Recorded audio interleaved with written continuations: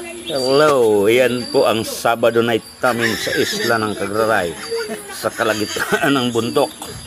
Sabado night, ang dilim. Buhay isla po yan. Dilim yan. Sabado night kami dyan, mga kay. Medyo katuwaan lang, nagpapahinga. Medyo tinamaan ang aking mga kasama. Kaya grabe ang tawa ko dyan. So, ayan.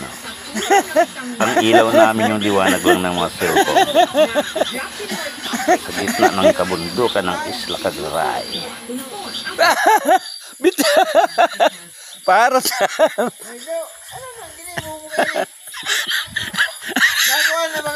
Nagbabayle. Ay! Bigyan ako yung dinay. Yan yung nagsasabi. Sige na. Babay na.